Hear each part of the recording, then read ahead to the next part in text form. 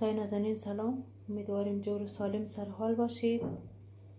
دوستای عزیز، امروز ما میخوایم یک معجون درست کنم که خیلی هم قویه دیگه، برای مغز و استخوان خیلی خوبه دیگه. این هم موادایشه خودش میگیرن دیگه. چند عدد خرما که پوستایش گرفتم قد خستشی دیگه، کنجید و گردو، یک عدد موز، بادام دیگه و عسل و شیره دیگه.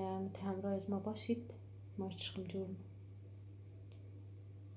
اگر مثلا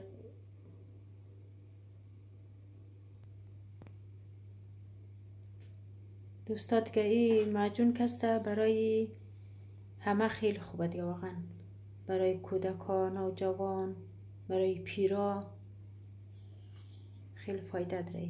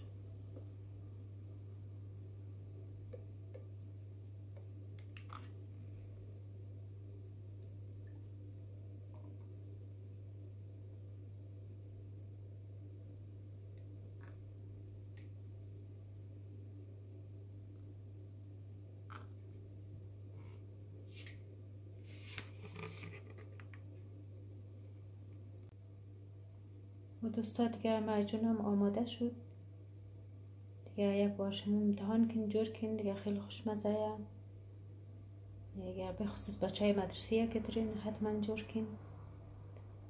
بچه هم خیلی فایده داره برای مغز. ما همیشه از هفته یک بار جور مونم.